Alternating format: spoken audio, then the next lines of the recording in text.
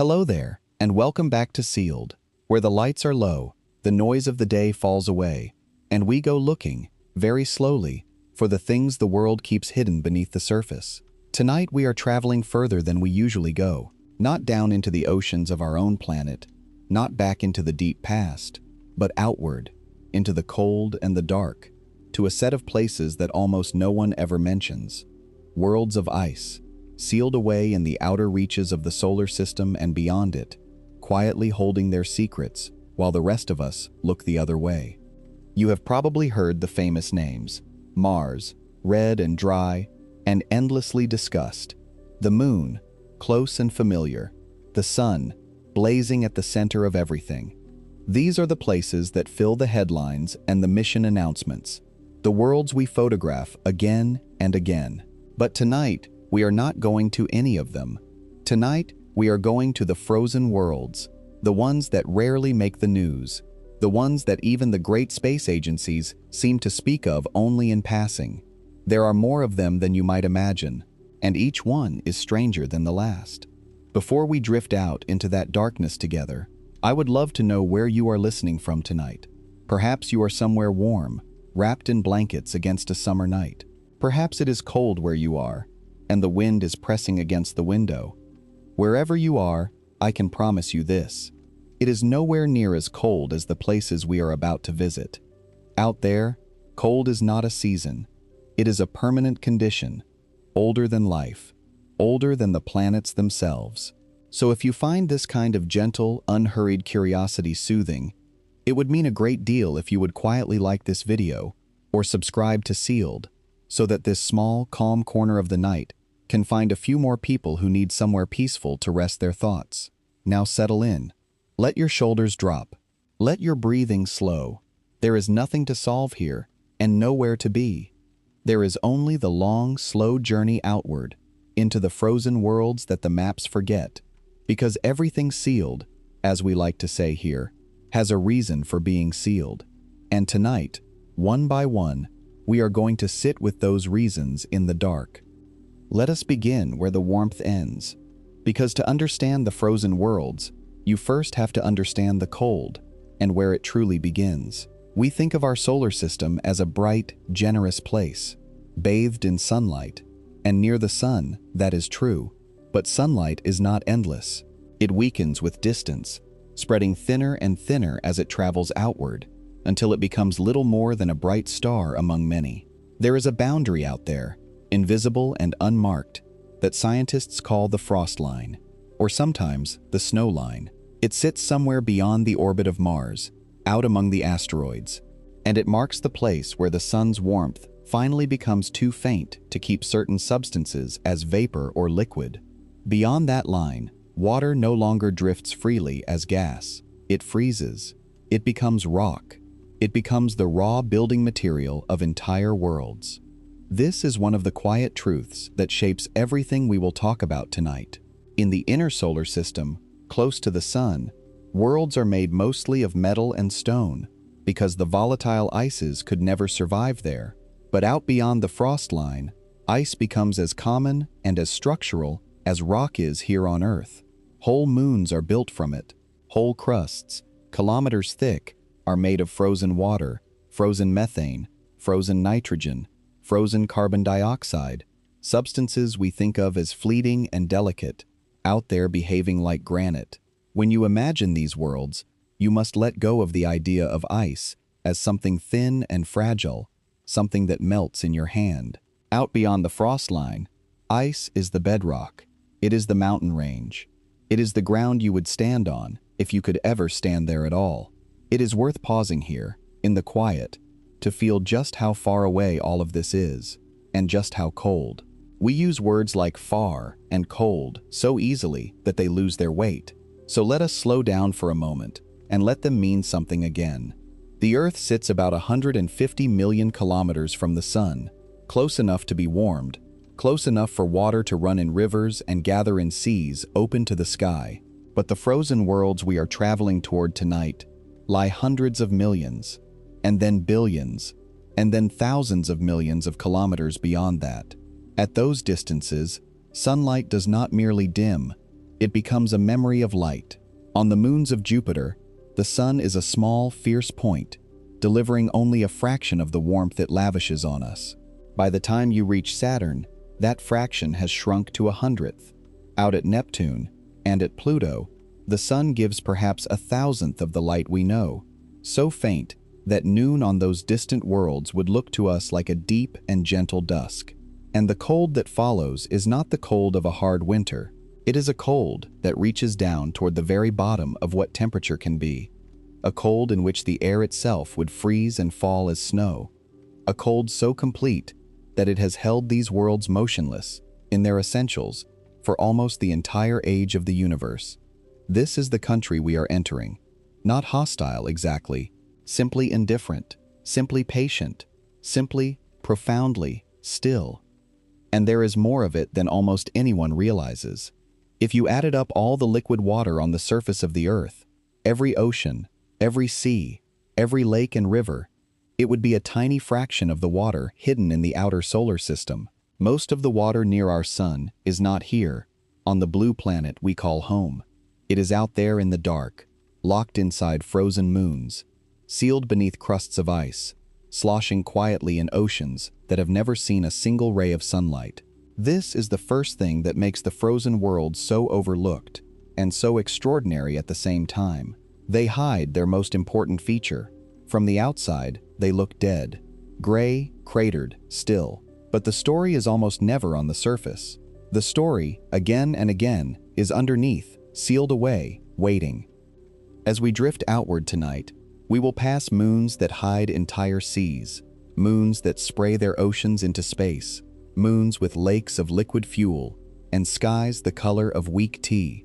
We will pass ice giants so strange that we have visited each of them only once, briefly, decades ago, and never returned. We will pass dwarf worlds at the frozen edge, and beyond even those, a vast, dark cloud of frozen bodies that may stretch a quarter of the way to the nearest star. And we will ask, gently, why we hear so little about any of it. Not because anyone is hiding it from us, but because these worlds are so far, so cold, and so patient that they simply slip out of our attention. So let us give them our attention now. Let us begin, as the sun fades behind us, with the most famous of the frozen worlds, and the parts of its story that even it rarely gets to tell. The first world we come to is Europa, one of the 4 great moons of Jupiter. You may have heard its name before. Of all the frozen worlds, it is the one that occasionally breaks through into the wider conversation because it holds what may be the most tantalizing promise in the entire solar system. But even Europa keeps most of its story quiet. What people usually hear is a single sentence. There might be an ocean under the ice. What they rarely hear is everything that sentence is hiding. Europa is a little smaller than our own moon, a smooth, pale sphere, one of the brightest and most reflective objects in the solar system. If you could float above it, the first thing you would notice is how strangely young it looks. Most moons are pockmarked with craters, scarred by billions of years of impacts. Europa is almost clean. Its surface is crossed instead by a bewildering web of cracks and ridges, long dark lines that wrap around the globe like the seams of some enormous frozen egg. Those lines are the signature of a world that resurfaces itself, that erases its own scars, that is, in some quiet way, still alive. Something beneath is smoothing the skin from below. That something is water. Beneath a shell of ice, estimated to be perhaps 15 to 25 kilometers thick, Europa is thought to hold a global ocean of liquid salt water, an ocean that may be 60, 80, even 100 kilometers deep. Let that settle for a moment. This small distant moon, far too far from the sun to have any right to liquid water, may contain roughly twice as much water as every ocean on Earth combined. All of it hidden, all of it sealed beneath a frozen roof, in total darkness, held liquid not by sunlight but by force. That force is Jupiter itself. Europa orbits its enormous parent world in a path that is not perfectly circular, tugged constantly by the gravity of the other large moons. As it swings closer to Jupiter and then further away, the giant planet's immense gravity stretches and squeezes it. flexing the whole moon like a ball being kneaded in a fist. That endless flexing generates heat, deep inside, through friction. It is called tidal heating, and it is one of the most important and least appreciated ideas in all of planetary science. It means that a world can be warm inside without a nearby sun. It means that the habitable places in the universe may not be the sunlit ones at all, but the squeezed ones, the flexed ones, the moons caught in the gravitational grip of a giant. Let that idea settle, because it quietly rearranges everything. For as long as we have looked at the sky and wondered where else life might be, we have followed the warmth of stars. We have asked which planets sit at just the right distance from their sun, close enough for water to stay liquid, far enough not to boil. And that is a sensible question. But tidal heating tells us there is another way to keep a world warm, one that has nothing to do with the distance from any star. Gravity, endlessly kneading a moon, generating heat from within, can keep an ocean liquid in the coldest and darkest places imaginable, far beyond any comfortable zone, far beyond where any sunlight could ever reach. The warmth comes not from above, from a star, but from the very structure of the moon's orbit, from the tireless pull of its enormous parent. It is warmth wrung from motion itself, and it means that the map of where liquid water might exist, and where life might therefore have a chance, is far, far larger than we once drew it, extending out into the frozen dark where we would never have thought to look. Europa is the great example. Its ocean stays liquid because Jupiter never stops pulling on it. And where there is liquid water, warmth, and the right chemistry, there is at least the possibility of life. On the floor of Europa's hidden ocean, where water meets rock, there may be hydrothermal vents, cracks in the seabed leaking heat and minerals into the dark, exactly the kind of environment where some scientists believe life on Earth may have first begun. No sunlight required, only water, rock, energy, and time. If life exists there, it would live in permanent night, beneath a ceiling of ice thicker than most mountain ranges are tall, never knowing that a star even exists. But Europa guards this promise fiercely, and here is the part that is rarely mentioned. It sits inside one of the most savage radiation environments in the solar system. Jupiter is surrounded by belts of charged particles so intense that they would deliver a lethal dose to an unshielded human in a matter of hours, and would fry ordinary electronics with terrifying speed. Any craft we send must be armored, must work quickly, must dip in and retreat. This is one reason we have been so slow to go. It is not a lack of interest. It is that Europa is wrapped in an invisible storm of radiation, a moat of energy around the ocean we most want to reach. Even now, missions are on their way to study it from a careful distance, mapping the ice, tasting the thin traces of ocean that may vent through the cracks, searching for the chemistry of a living sea. But to truly touch that ocean, to drill through that shell and lower an instrument into the dark water below, remains a dream for a future we have not yet built. Consider, for a moment, what that dream would actually require. Imagine a machine sent to Europa with the task of reaching the sea. It would arrive at a frozen world after years of travel, and there it would face a shell of ice 15, perhaps 25 kilometers thick, harder than concrete at those temperatures, laced with cracks and pressures we cannot yet map. To reach the water, it would have to melt or drill its way down through that entire depth, further than the deepest hole humanity has ever bored into its own planet. All of it in darkness, all of it alone, with no possibility of rescue and no way to send more than the faintest whisper of a signal back through kilometers of solid ice. And it would have to do all of this without carrying a single stray microbe from Earth into that pristine, sealed sea, because to contaminate an alien ocean before we have even studied it would be one of the great tragedies of exploration. These are not small problems. They are among the hardest challenges we can imagine. And so, for now, we do the gentler thing. We fly past. We photograph the cracks. We measure the faint tug of the ocean on the moon's motion.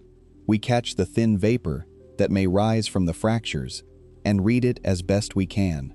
We stand, in a sense, on the doorstep of the most promising ocean beyond the Earth, and we do not yet knock. Picture it though, just for the length of a slow breath. Imagine you could descend, safe and warm, through that ice. The surface bright and cracked beneath a small hard sun, and the vast striped face of Jupiter filling half the sky. Down you go, into the shell, the light fading, the ice around you shifting from white to blue to a deep and endless dark. Kilometer after kilometer, the pressure building, the cold pressing in, and then, at last, the ice gives way to water. Salt water, black as the space above, warmer than you expected, stirring with slow currents. And far below, on the ocean floor, faint plumes of heat rising from cracks in the rock, mineral-rich, chemically alive, exactly the kind of place where, on our own world, life may first have stirred. Whether anything swims in that European sea, we do not know, and may not know for a very long time, but the possibility hangs there, in the dark water, patient and unproven, one of the great open questions of our age. And so Europa waits, bright and silent, a sealed sea beneath a scarred and glowing sky. It is the most talked about of the frozen worlds, and still we know almost nothing about the thing that matters most. If that is true of the famous one, imagine how much is hidden in the ones no one mentions at all. Let us go and meet one of them now. Further out around Saturn, there is a moon so small that for a long time no one paid it much attention at all. Enceladus, barely 500 kilometers across, a tiny white pearl of a world, small enough that it would fit comfortably within the borders of a single country here on Earth.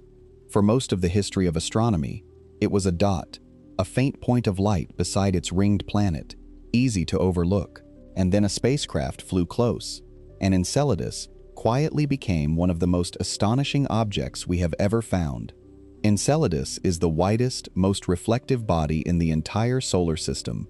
It shines because its surface is fresh, clean ice, constantly renewed, and it is renewed because Enceladus is doing something no one expected such a small world could do. From great fractures near its south pole, features so distinctive they were nicknamed the tiger stripes, this little moon is spraying its own insides into space. Enormous plumes of water vapor and ice crystals erupt continuously from those cracks, jetting hundreds of kilometers up into the black, some of it falling back as snow, some of it escaping entirely to feed one of Saturn's faint outer rings. Enceladus is not just frozen, it is a fountain, a geyser world, a tiny moon breathing its ocean out into the void. Because that is what those plumes are. They are the ocean itself. Beneath the icy shell of Enceladus, kept liquid once again by the tidal squeezing of its giant planet, there is a global sea of salt water. And unlike Europa, Enceladus does not make us wait to sample it. It hands its ocean to us directly, throwing it up through the cracks where a passing spacecraft can simply fly through and taste it. This has already happened. A spacecraft flew directly through those plumes, more than once, and analyzed what it found. And what it found was extraordinary. The plumes carry salt, the signature of an ocean in contact with rock. They carry silica, in the form of tiny grains that, on Earth, form only in hot water reacting with stone. Strong evidence that the floor of the Enceladus Sea has hot hydrothermal vents, exactly like the ones that may exist beneath Europa. And the plumes carry organic molecules, carbon-based compounds, the raw ingredients of the chemistry of life, some of them surprisingly large and complex. Hydrogen, too, streaming out in quantities that suggest ongoing chemical reactions between water and rock, the very kind of reaction that certain microbes on Earth feed upon directly. Put simply, a tiny moon of Saturn is venting into space a mixture of water, warmth, salt, and the chemistry of life, and offering it up to anyone willing to fly through the spray. There is a quiet miracle in this that is easy to rush past, so let us not rush it. On almost every other world where we hope to find water, the water is the problem. It is buried, sealed, locked away beneath ice we cannot easily breach, as on Europa. But Enceladus solves that problem for us, freely and continuously. It takes its deepest, most private secret, the water of its hidden ocean, and it lifts it up out of the fractures and offers it to the open sky, where anything drifting past can gather it in. A spacecraft does not need to land. It does not need to drill. It does not need to survive on the surface at all. It need only fly, slowly and carefully, through the rising mist, holding out its instruments like open hands, and let the ocean of another world settle onto them, grain by grain. We have already done this, in a first and imperfect way. What remains is to return, with instruments designed from the beginning for one purpose only, to read the faint chemical fingerprints of life, and to fly through those plumes again and again until the water gives up its answer. If you were designing an experiment to look for life beyond Earth, you could hardly ask for anything more convenient. And yet, remarkably, Enceladus is not a household name. It does not dominate the conversation the way Mars does. It is one of the frozen worlds we rarely talk about, even though it may be the single most accessible place in the solar system to search for a second origin of life. There is no thick radiation to fight through, as there is at Europa. There is no need to drill through kilometers of ice. The ocean comes to you, rising through the tiger stripes in a constant, gentle exhalation. All that remains is to go back, with the right instruments, and read what the water is trying to tell us. Imagine, for a moment, standing near one of those fractures, if such a thing were survivable. The ground beneath you not stone but ancient ice. The sky above dominated by the vast bulk of Saturn and its rings, hanging enormous and silent.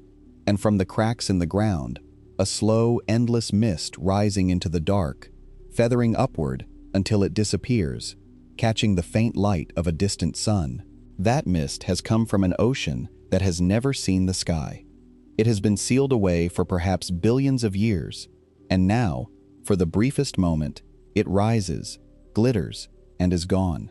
Everything sealed has a reason, and the reason Enceladus keeps its ocean hidden may be that the ocean has been quietly cooking the chemistry of life for longer than there has been life on Earth. We have only just begun to listen. But there is another moon of Saturn, larger and far stranger, where the rain is not water at all. Let us drift there next. Titan is unlike anywhere else we have ever known. It is the second largest moon in the solar system, bigger even than the planet Mercury, and it is the only moon anywhere that is wrapped in a thick, substantial atmosphere.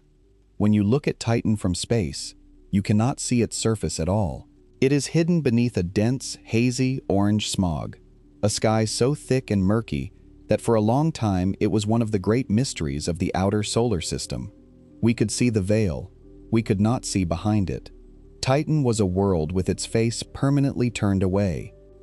That atmosphere is mostly nitrogen, like our own, but laced with methane and a chemical haze that gives it its deep amber color. It is denser than Earth's air, pressing down on the surface with about half again the pressure you feel at sea level, and it is bitterly, unimaginably cold. On the surface of Titan, the temperature hovers around -180 degrees.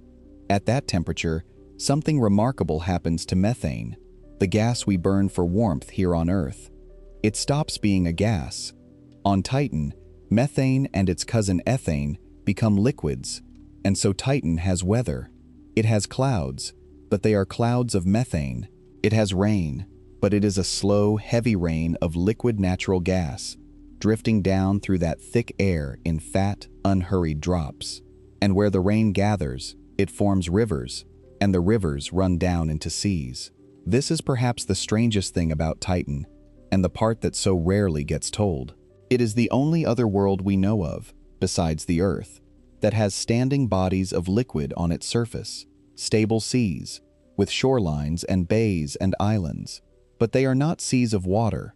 They are seas of liquid methane and ethane, cold enough to freeze the breath in your lungs, solid, dark, and still, under that orange sky. There are great ones near the North Pole, given names like Kraken Mare and Legia Mare, seas hundreds of kilometers across, fed by branching river networks that carve channels through the icy ground, exactly as water carves valleys here on Earth.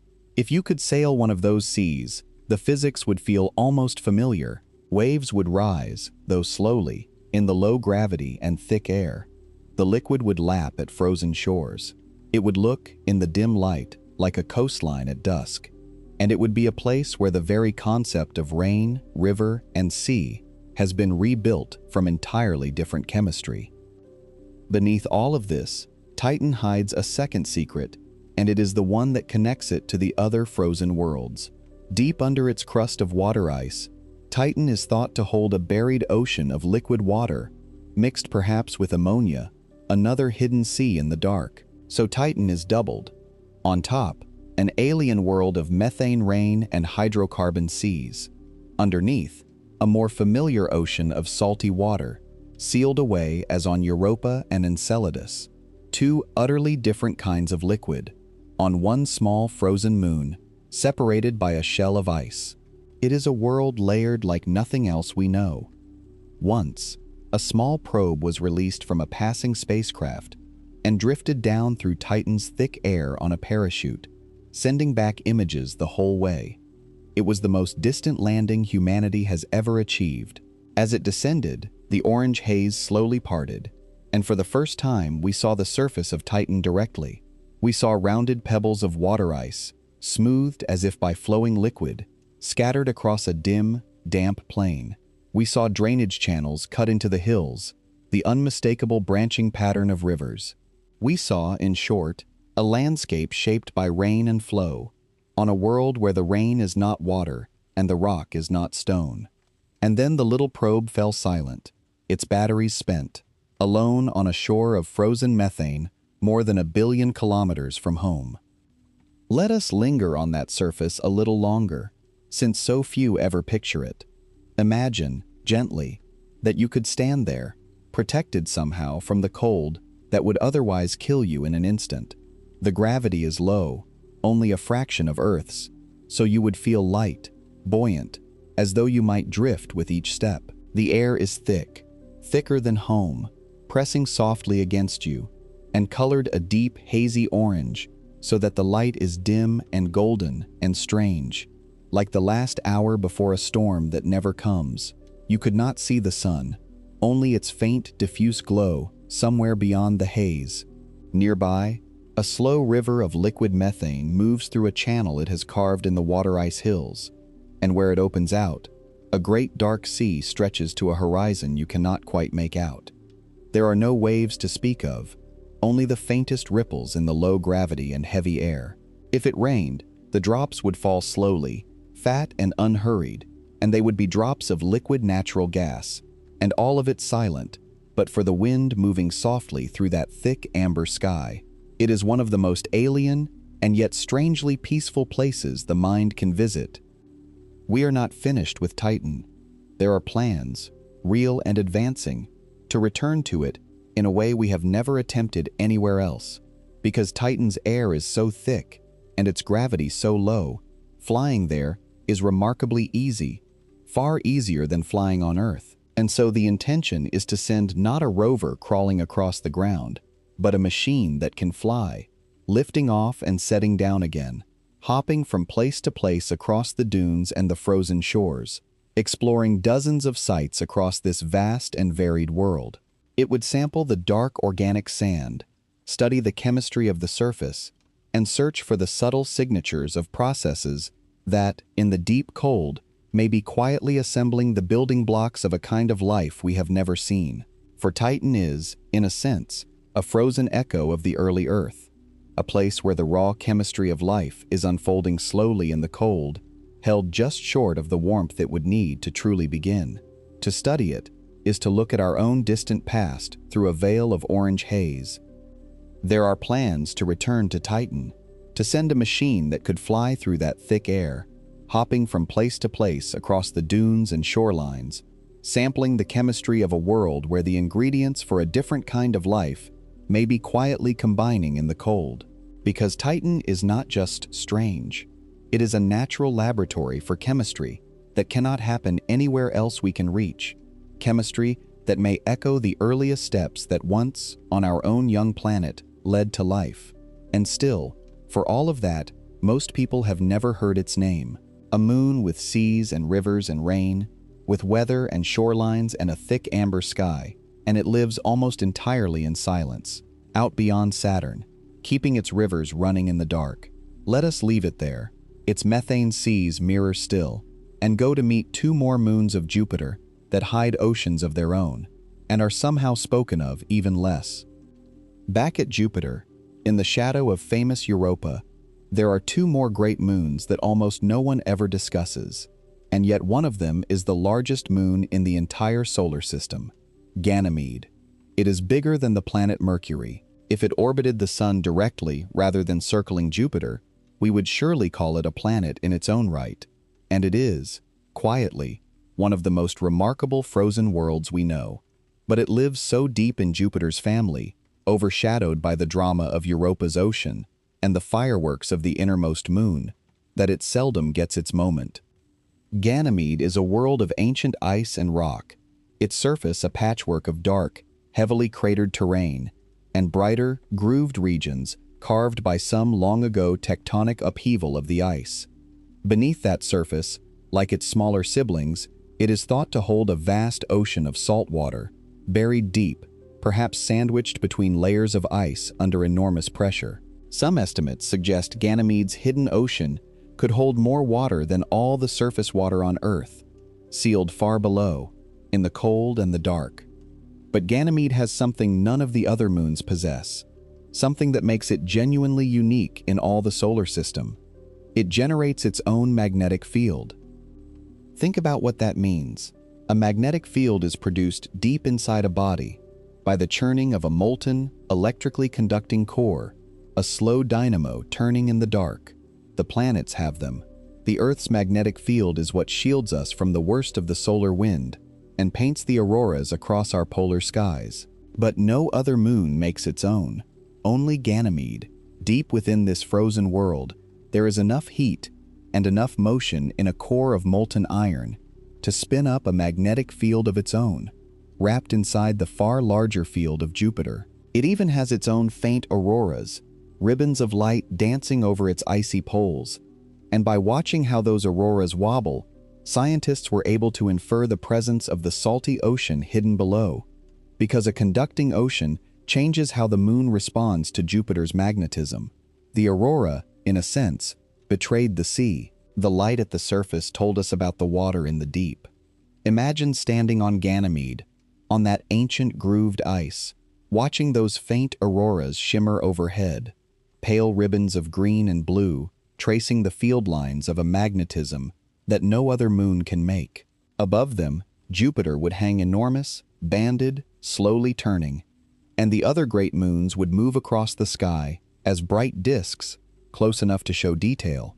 It is a place of quiet grandeur, the largest moon in the solar system, holding an ocean larger than all the seas of Earth, generating its own field in the dark, and yet so rarely named in the same breath as the worlds we discuss endlessly. A mission is on its way there now, a patient traveler that will spend years crossing the Gulf to Jupiter, and will eventually settle into orbit around Ganymede itself, the first spacecraft ever to circle a moon other than our own.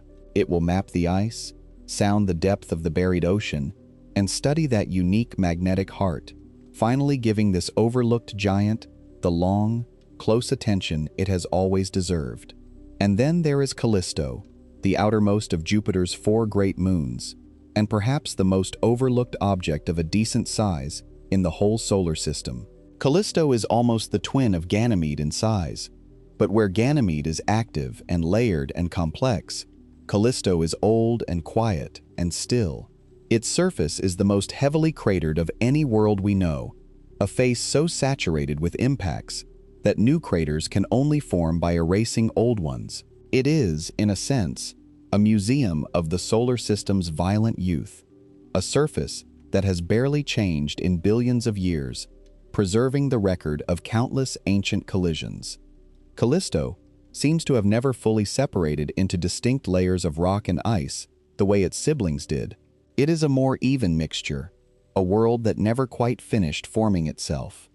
And yet, even Callisto, cold and dead as it appears, may hide an ocean. Measurements of how it responds to Jupiter's magnetic field hint at a layer of salty liquid water deep beneath its ancient crust. If it is there, it is quieter and colder than the oceans of Europa or Enceladus, with far less of the tidal heating that keeps those seas so active. But it may be an ocean all the same, which leads to a quietly staggering thought.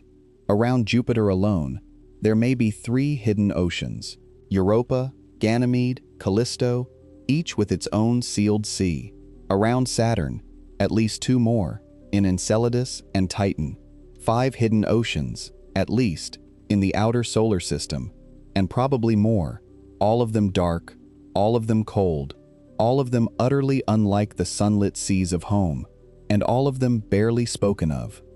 Sit with that number for a moment, because it changes something fundamental about how we ought to see our own solar system.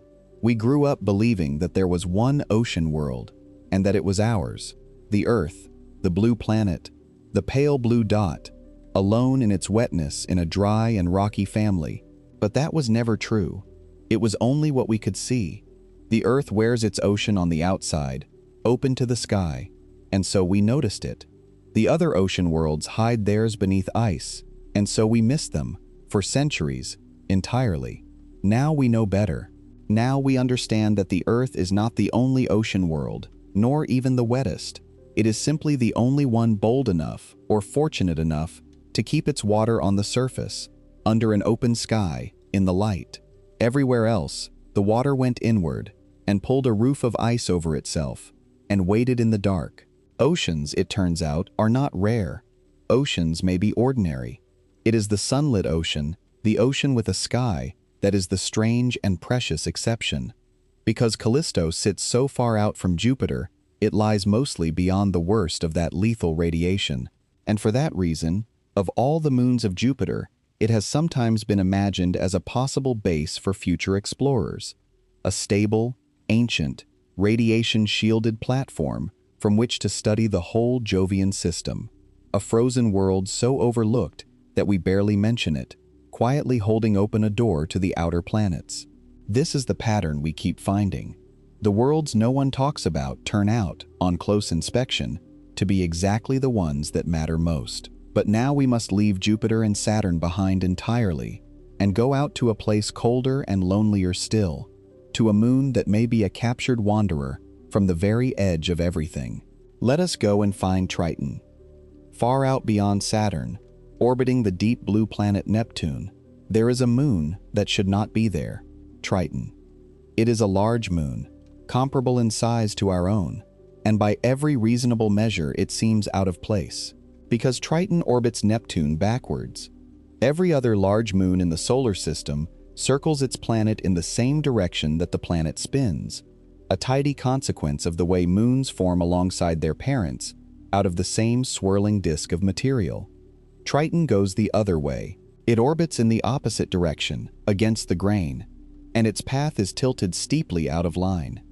This is not how a moon behaves if it was born where it now lives. The explanation is almost poetic. Triton, it is believed, was not born at Neptune at all. It was born far out beyond it, in the frozen belt of worlds at the edge of the solar system, a free wanderer among countless icy bodies. And then, at some point in the deep past, it strayed too close to Neptune and was captured, seized by the planet's gravity, and dragged into orbit, made a prisoner of a world it was never meant to circle. If that is true, then Triton is not really a moon of Neptune in the ordinary sense. It is a captured dwarf world, a survivor from the outermost dark, now held in a backwards orbit around a giant, slowly being pulled inward across the ages, until, in the far distant future, it will be torn apart into a ring. Triton is a moon living on borrowed time, a stranger far from its birthplace. When a spacecraft flew past Triton, briefly, decades ago, on its way out of the solar system, it revealed a world stranger even than its history suggested. Triton is one of the coldest places we have ever measured. Its surface a shade below -235 degrees, so cold that nitrogen, which makes up most of the air we breathe, lies frozen solid across its surface as pale pink and white ice. And yet, on this desperately cold world, At the very limit of the sun's reach, the spacecraft saw something no one expected. It saw geysers, dark plumes of gas and dust erupting from the surface and rising kilometers into the thin sky, streaming sideways in high-altitude winds to leave long, dark streaks across the pale ground. Triton, one of the coldest worlds ever studied, is volcanically active, not with molten rock, but with ice. Cryovolcanism, it is called, the eruption of frozen and half-frozen material from the interior, driven perhaps by the faint warmth of the distant sun, heating the underside of a translucent layer of nitrogen ice until it flashes into gas and bursts free. Triton's surface is young and strange, with regions that look like the dimpled skin of a melon, wide plains of frozen nitrogen, and few impact craters, all signs of a world that has resurfaced itself far more recently than its age would suggest. And beneath that surface, as with so many of the frozen worlds, there may be an ocean, another sealed sea, kept liquid perhaps by tidal heating from Neptune and by the slow decay of radioactive elements in its rocky heart. Another hidden ocean at the very edge of the planetary realm, on a moon that arrived from somewhere further still. There is a loneliness to Triton that is hard to describe. It hangs there in the faint light, unimaginably far from the sun, wrapped in a wisp of an atmosphere, its frozen nitrogen catching the last of the starlight. Neptune fills part of its sky, deep blue and remote, and Triton drifts on in its backwards orbit, a captured wanderer, quietly venting its insides into a sky where the sun is little more than the brightest star. We saw it once, for a few hours, and then our spacecraft continued on and left it behind, and we have never returned. It remains one of the least explored large worlds in the solar system, seen only in that single fleeting glance. And think of everything that single glance left unanswered. We saw only one hemisphere of Triton clearly, lit as it happened to be during that brief pass. The other face remains, to this day, barely mapped, a whole half of a world larger than Pluto that we have essentially never seen. We watched its geysers erupt, but we do not truly understand what drives them, whether it is the faint warmth of the distant sun, soaking through translucent ice, or heat welling up from within, or some combination we have not yet imagined. We suspect it hides an ocean, but we cannot confirm it. We believe it was captured from the frozen belt beyond Neptune, a wanderer seized and held, but the details of that ancient violence are lost to us. Triton is a world of almost pure mystery, one of the most scientifically valuable places we could possibly return to, a captured dwarf world and a hidden ocean, and an active cryovolcanic surface all in one, and it sits out there in the dark, patiently, having shown us its face for only a handful of hours in the entire history of our species. If ever there were a frozen world we rarely talk about, and desperately should, it is this pale, backward-turning wanderer at the edge of the planets.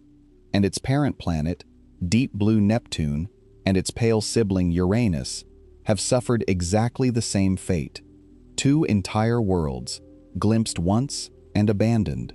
Let us go and sit with them next, because the ice giants themselves are among the most neglected worlds of all. We call the outer solar system the realm of the giants, and usually, when people picture those giants, they picture Jupiter and Saturn, the banded storms of Jupiter, the magnificent rings of Saturn. These are the worlds our telescopes and spacecraft return to again and again.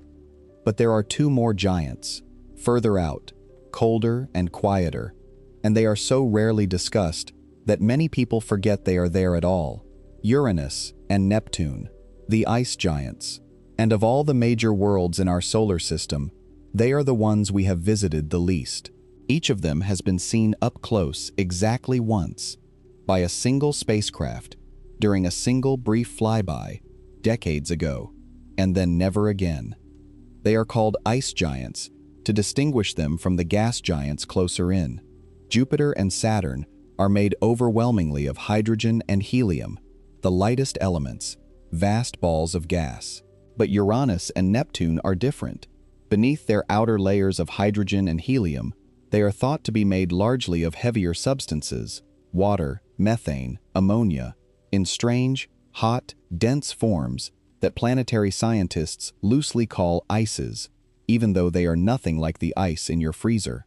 Deep inside these worlds, under crushing pressure and searing heat, water is squeezed into exotic states we can barely reproduce in a laboratory.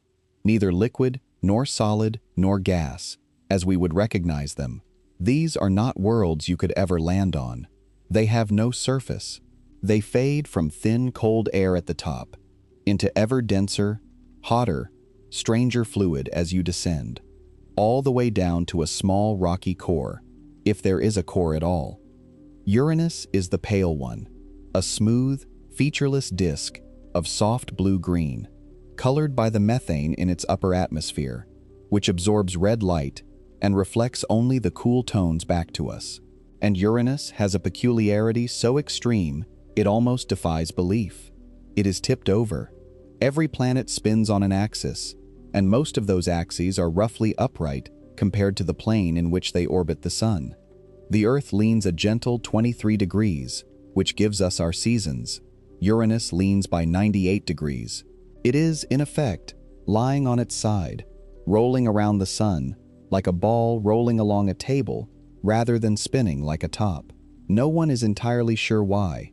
The leading idea is that, long ago, some enormous collision, a glancing blow from another world, knocked it over and left it that way forever. And because it is tipped so far, its seasons are extreme beyond imagining.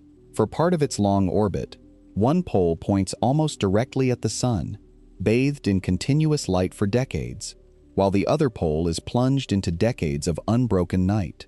A single year on Uranus lasts 84 Earth years, and its seasons stretch across generations. Further out still is Neptune, the last of the great planets, a deep, vivid blue, more richly colored than Uranus, though made of much the same materials. And Neptune, despite being so far from the Sun that it receives almost no warmth at all, is one of the most violently windy places we have ever found. The fastest winds in the solar system blow across Neptune, screaming around the planet at speeds that can exceed 2,000 kilometers an hour, faster than the speed of sound here on Earth. When our one spacecraft flew past, it saw an enormous dark storm in Neptune's atmosphere, a great oval large enough to swallow the Earth, and bright wisps of high cloud racing above it. How a world so cold, so starved of sunlight, can drive winds so ferocious is still not fully understood. There is heat leaking out of Neptune's interior, more than it receives from the Sun, some deep source of energy stirring its skies, and we do not entirely know its origin. And here is one of the most wonderful and least known ideas in all of planetary science. Deep inside both Uranus and Neptune, conditions may be right for diamonds to form and fall. Under the extreme pressures and temperatures found thousands of kilometers down, the methane in these worlds can be broken apart, its carbon squeezed and compressed until it crystallizes into diamond. And those diamonds, denser than the fluid around them, may sink, drifting slowly downward through the planet's interior in a long, glittering fall. It is called diamond rain, and while we cannot see it and may never confirm it directly, experiments on Earth that recreate those crushing conditions for a fraction of a second have indeed produced tiny diamonds, just as the theory predicts. Somewhere in the hidden hearts of the ice giants, it may be raining diamonds, forever, in the dark. And the ice giants do not travel alone. Each is attended by its own family of frozen moons, and some of them are among the strangest small worlds we have ever glimpsed.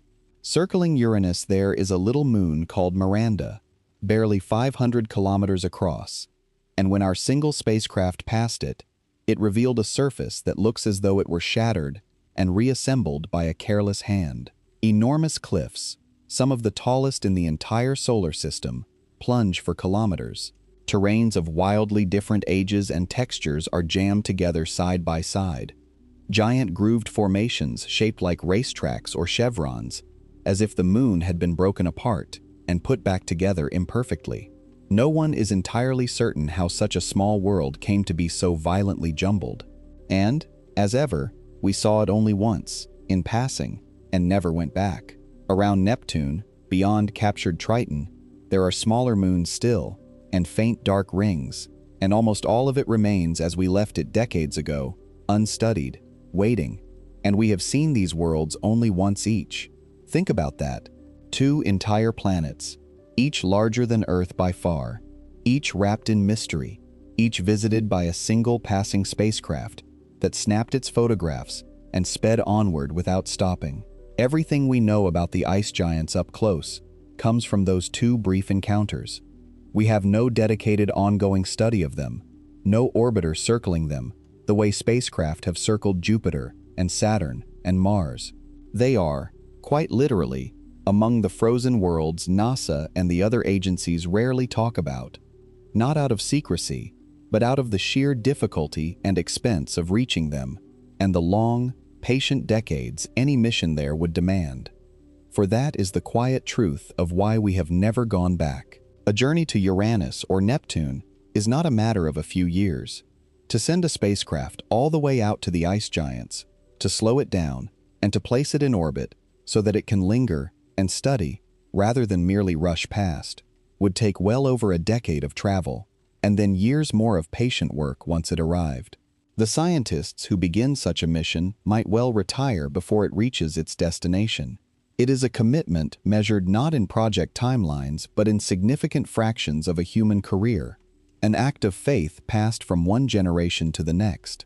And yet many who study these worlds argue, quietly and persistently, that it is exactly what we should do, that the ice giants are not a curiosity, but a category, perhaps the most common type of planet in the entire galaxy, and that we understand them least of all, that to truly know them, we must finally return and stay a while and watch. Perhaps, one day, we will. Perhaps a spacecraft is even now being imagined, on paper, and in the minds of those who will spend their lives building it. A patient traveler that will slip into orbit around a tilted blue world and, at last, give us the long look we have denied ourselves for so long. Until then, they wait out there in the cold and the dark, tilted and storm-racked and raining diamonds, largely unwatched. And beyond them, the planetary realm gives way to something even stranger and even less explored, a frozen frontier scattered with small worlds. Let us drift out into it now and find the little world with the frozen heart. For most of the last century, the edge of the solar system had a name, and that name was Pluto.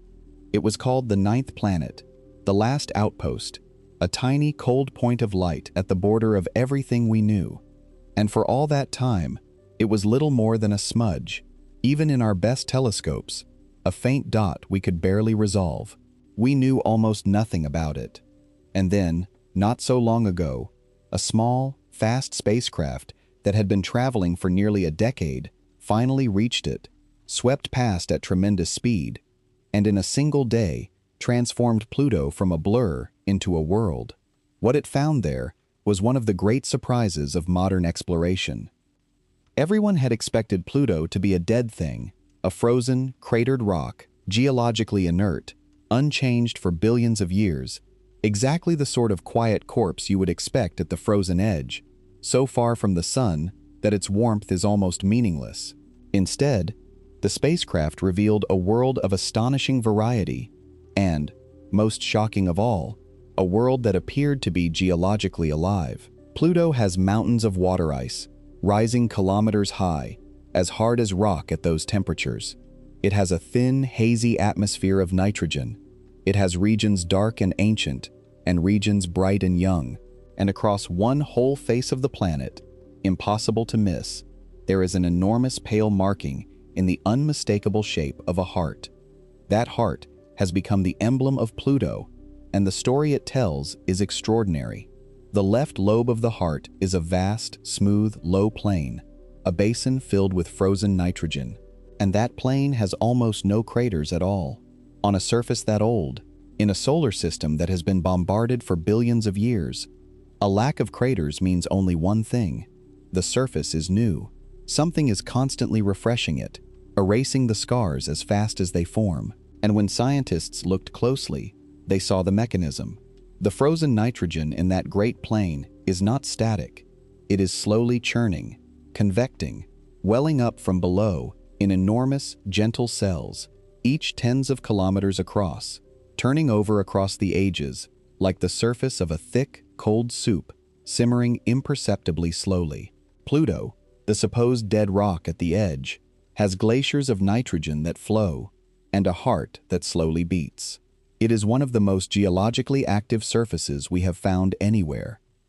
And beneath it all, once again, there may be an ocean. The evidence is subtle, but real. The way that Great Frozen Basin sits on the planet, the cracks radiating across the surface, the sheer fact of ongoing activity, all hint that deep beneath Pluto's icy crust, there may be a layer of liquid water, kept from freezing solid by the slow warmth of radioactive decay in its rocky core. If that ocean is real, it means that even here, at the very edge of the planetary realm, more than 5 billion kilometers from the sun, on a world so cold that nitrogen falls as snow, there is liquid water, sealed away in the dark. The pattern that began at Jupiter reaches all the way out to Pluto, hidden oceans everywhere in the cold. Pluto does not travel alone.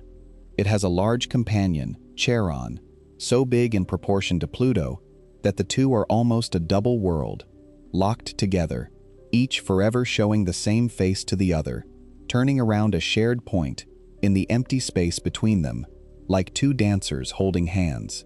Charon is a strange world in its own right, with a great canyon system that dwarfs anything on Earth, a chasm that runs across much of its surface, and a dark reddish cap at its north pole, thought to be a stain built up over ages from gases escaping from Pluto and drifting across the gap to settle on its partner.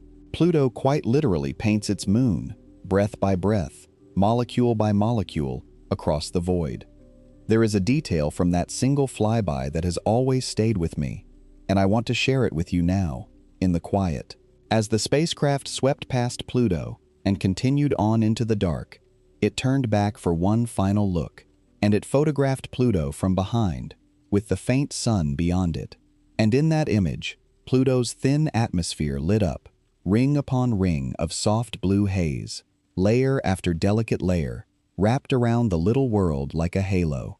This tiny, distant body, so far from the sun, so long dismissed as a frozen rock, had a sky, and in the backlight of a sun 5 billion kilometers away, that sky glowed a gentle, luminous blue, the same color as our own. It is one of the most beautiful images our machines have ever sent home. And then the spacecraft turned away, and Pluto shrank once more to a point of light behind it, and the moment was over. Imagine standing on that great frozen heart, the plain of nitrogen ice stretching flat and pale to a close horizon, for Pluto is small, and the edge of the world curves away sooner than it does on Earth.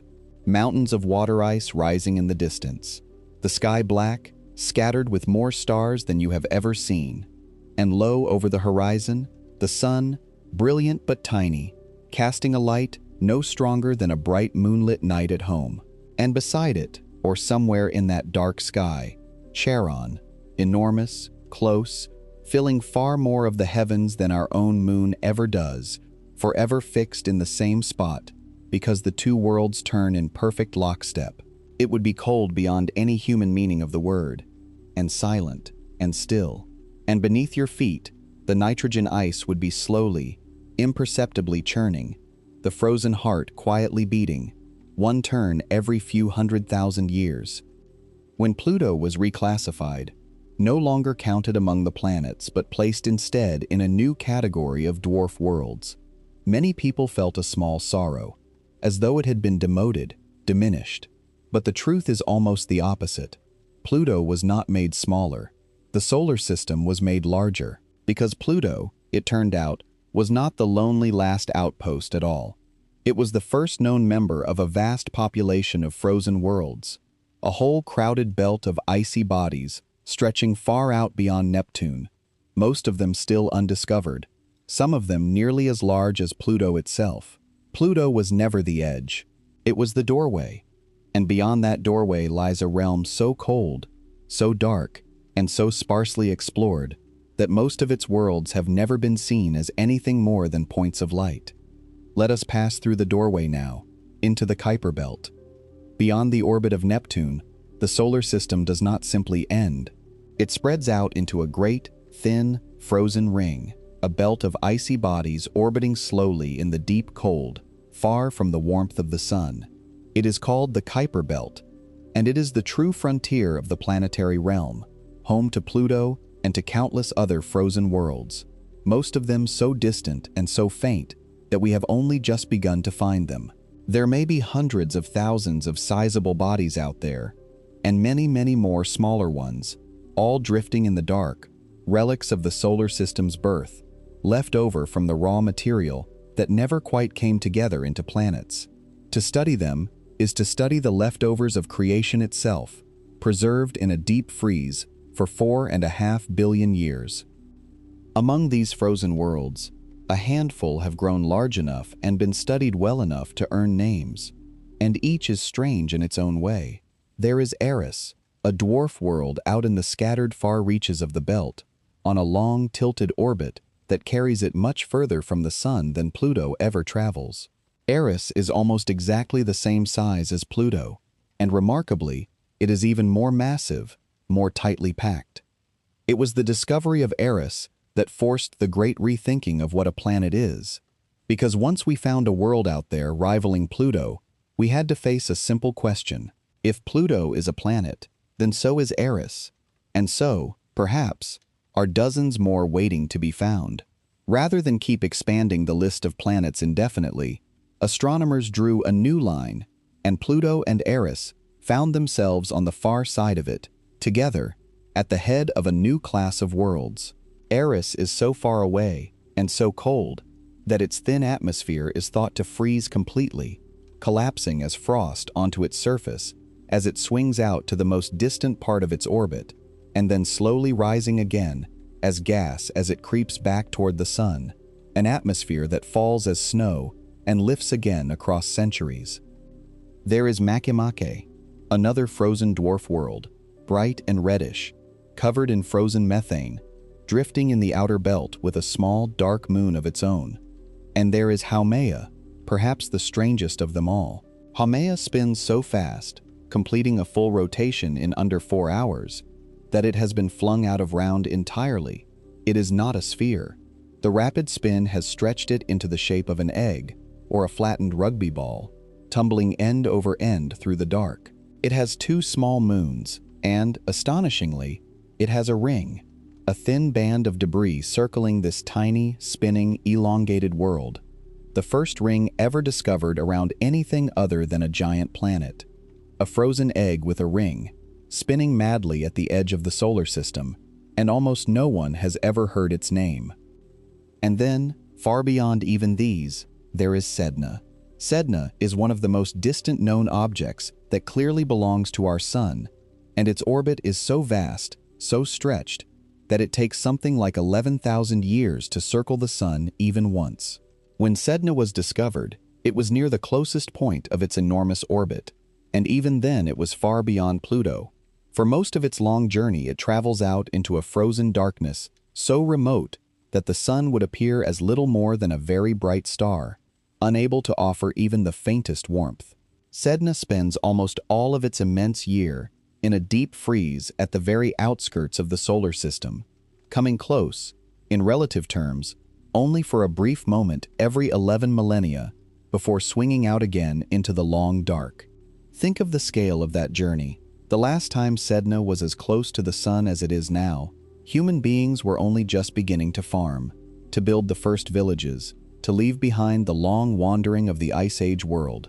All of recorded history, every empire that has risen and fallen, every language ever spoken, every song ever sung, has unfolded in the time it takes Sedna to travel out to the far end of its orbit and only begin the journey back.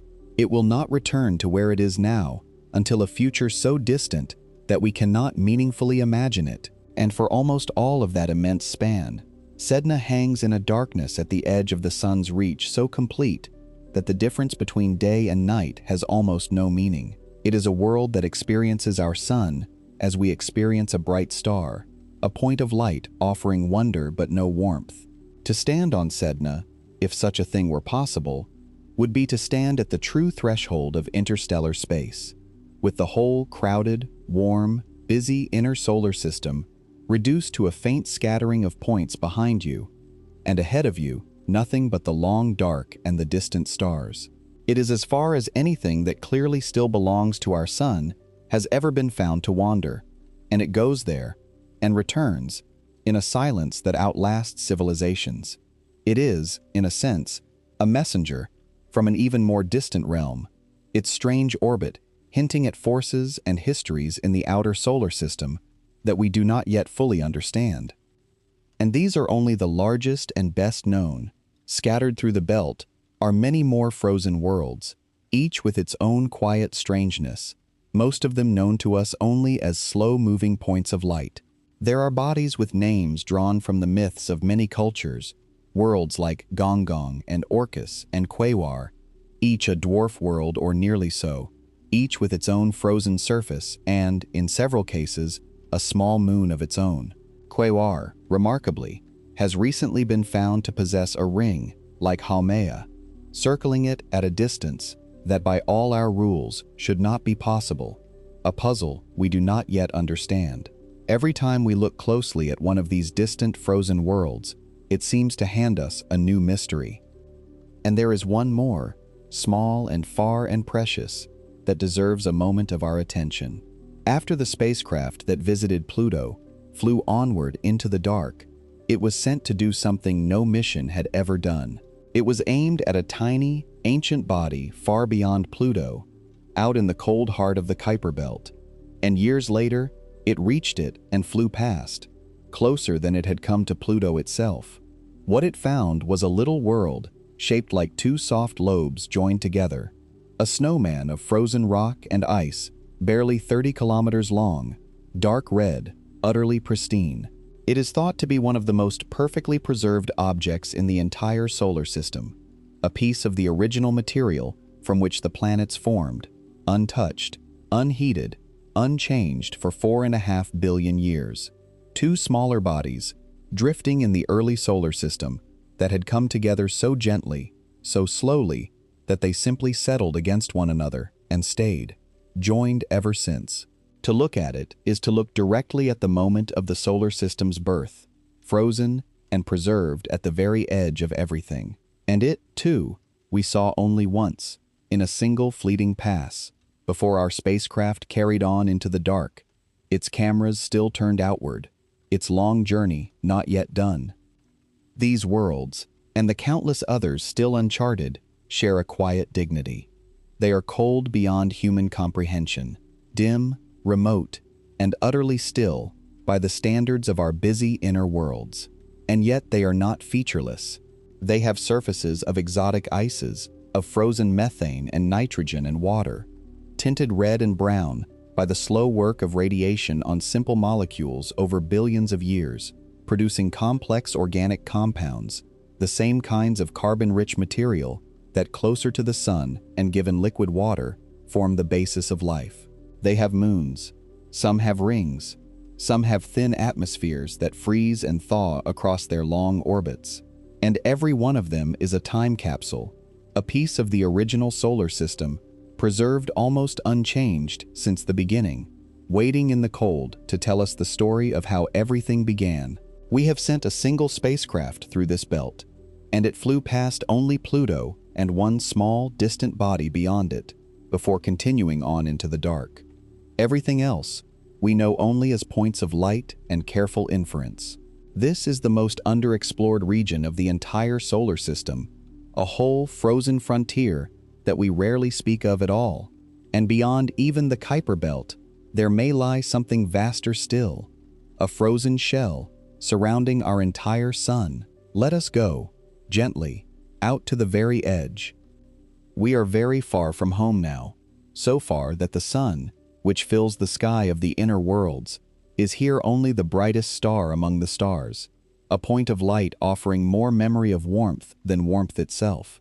And yet, even here, we may not have reached the true edge of the sun's domain, because surrounding the entire solar system, Far beyond the Kuiper Belt, far beyond Sedna, there may be a great sphere of frozen bodies, an enormous, tenuous shell of ice and rock enclosing everything, stretching perhaps a quarter of the way, or more, to the nearest other star. It is called the Oort cloud, and it is the most distant, most mysterious frozen realm of all.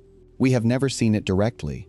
We have never sent anything to it, and with our current technology, to cross it would take tens of thousands of years.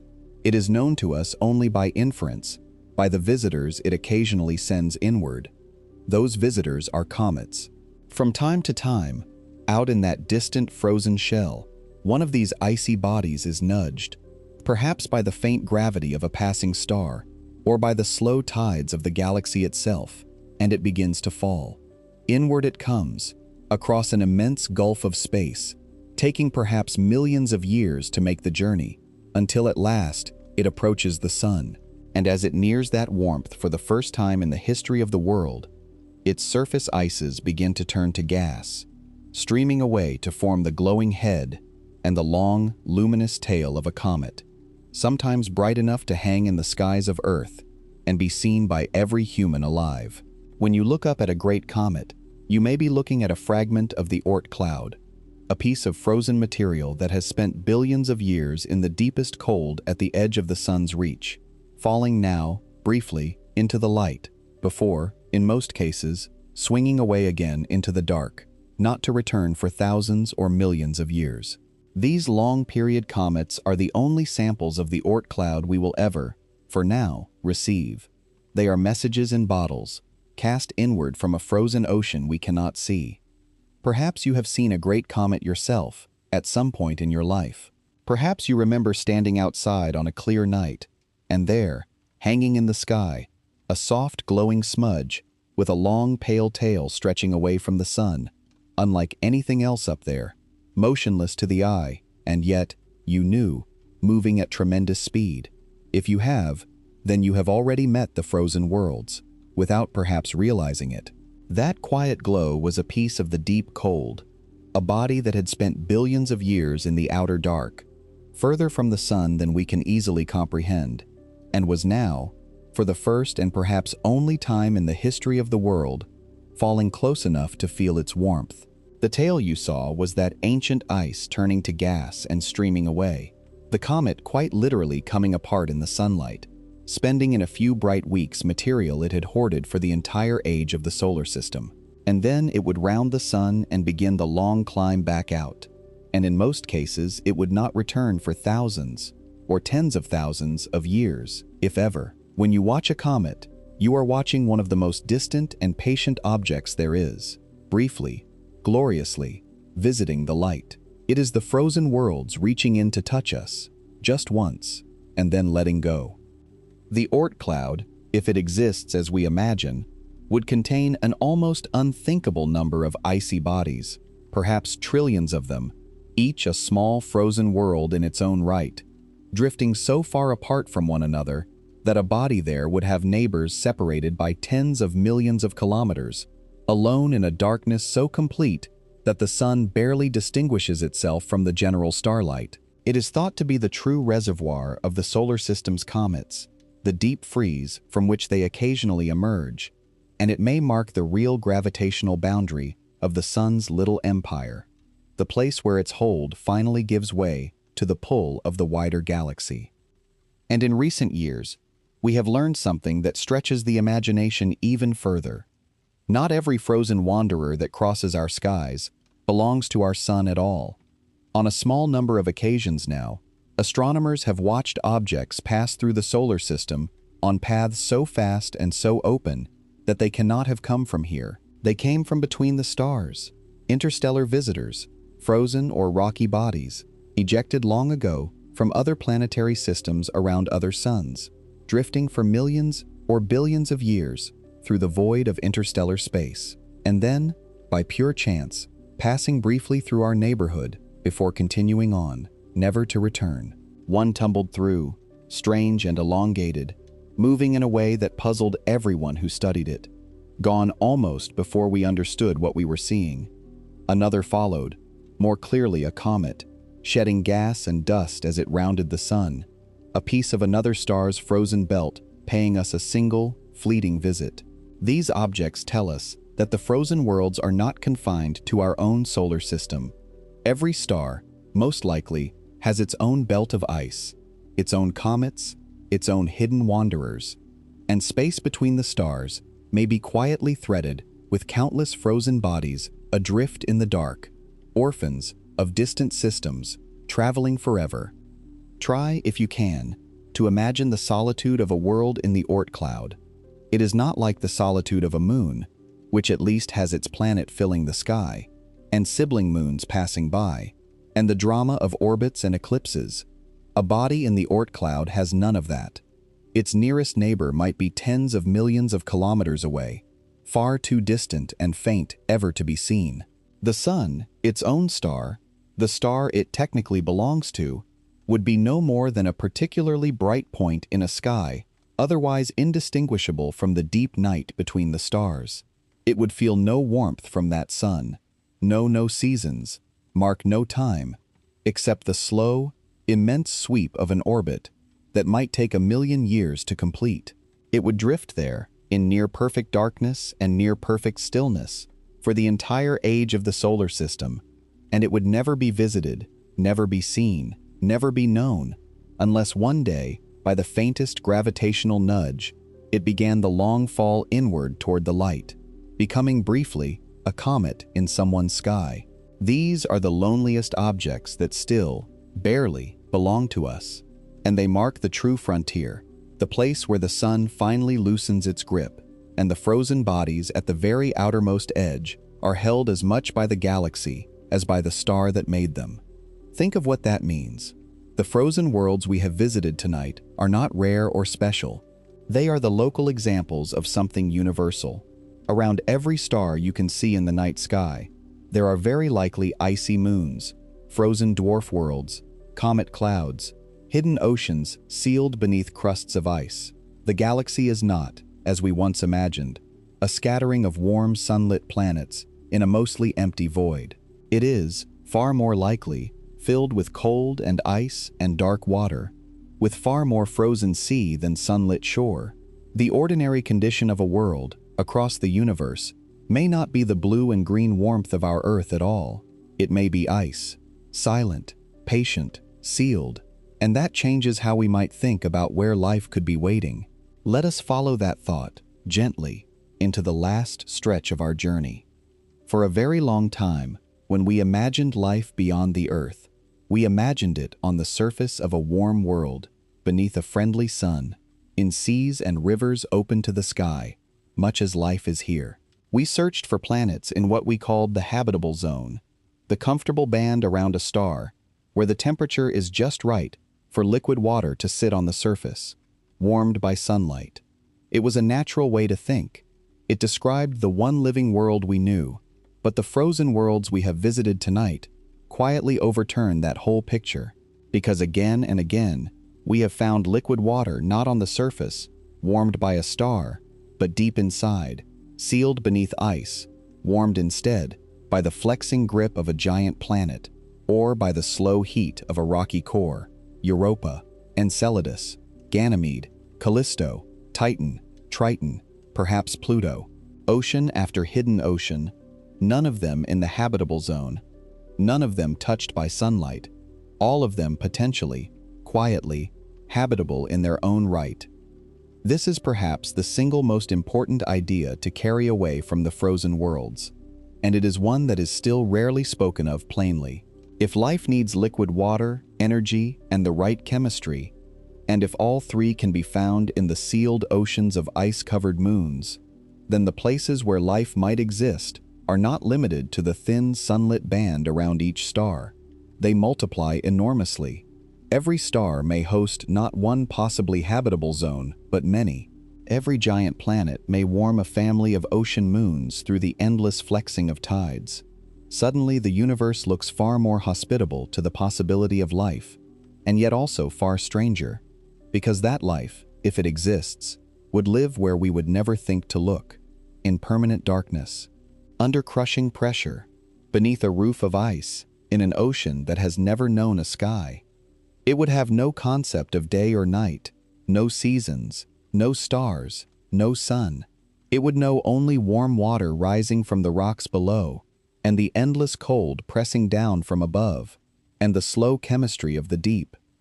And if such life exists, it would very likely never know that anything else does. Consider the profound isolation of a living thing in the ocean of Europa or Enceladus. It would live its entire existence, and its species would live its entire history beneath a roof of ice kilometers thick. It could never look up and see a star. It could never suspect that above its dark sea there is a surface, and above that a sky, and beyond that sky a vast universe strewn with galaxies. Its whole cosmos would be the ocean, bounded by ice above and rock below, lit by nothing, warmed only from beneath. There would be no way, from inside such a world, to ever learn that anything lay beyond it.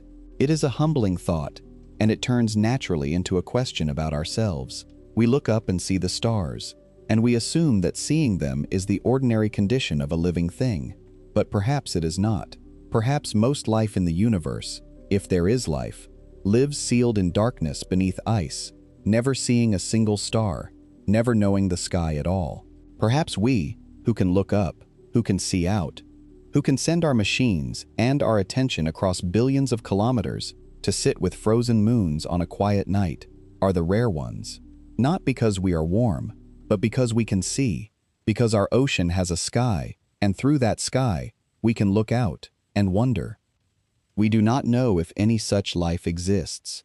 We have not found it. We may search for a very long time and find nothing, and even that would teach us something profound. That these conditions, though promising, are not enough. That the spark of life needs something more. But the search itself is one of the most meaningful things our species has ever attempted, and it leads us, over and over, back to the frozen worlds, to Enceladus, spraying its ocean into space for any passing craft to taste, to Europa, sealed and shielded, holding its sea beneath a scarred and glowing sky, to Titan, layering methane rain over hidden water in the amber dark. These are not the worlds of the headlines. They do not have the drama of Mars, the closeness of the moon, the fierce beauty of the sun. They are quiet, distant, cold, and easy to overlook. And that, perhaps, is exactly why they are so precious. The most important question we can ask, whether we are alone, may be answered not on some warm and obvious world, but out here, in the ice, in the places we so rarely talk about. And there is a deeper reason these frozen worlds matter, beyond even the question of life. They are the memory of the solar system.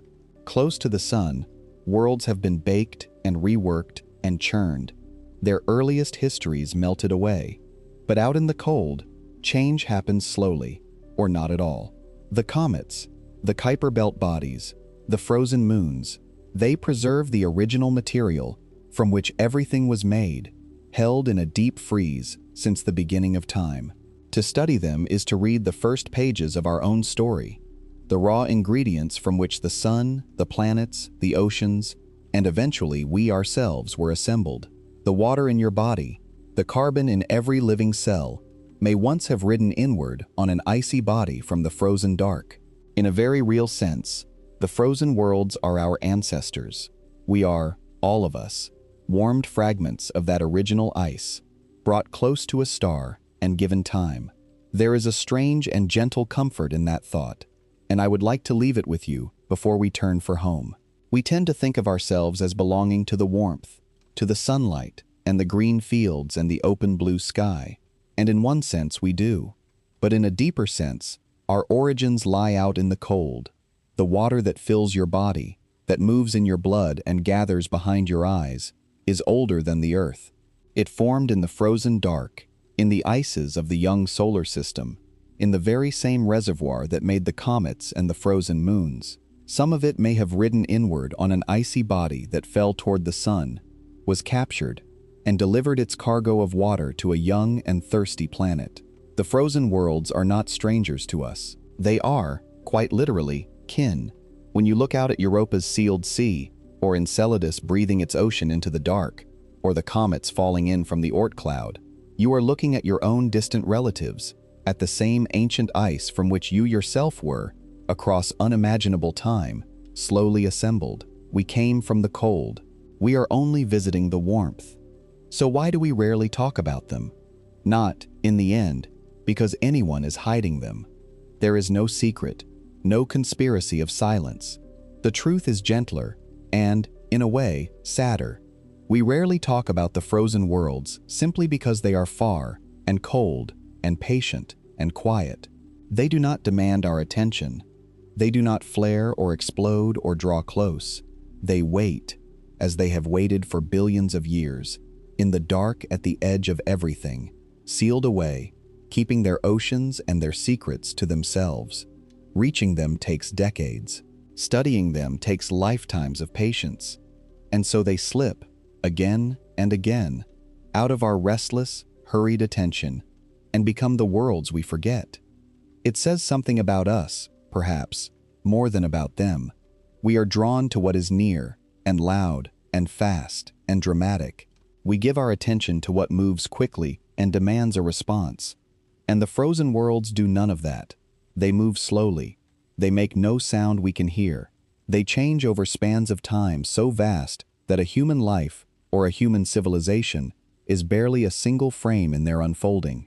To notice them at all requires a kind of patience that runs against the grain of how we usually live, a willingness to look at something that will not reward us with immediate spectacle, something that simply is, quietly and enormously, out in the dark.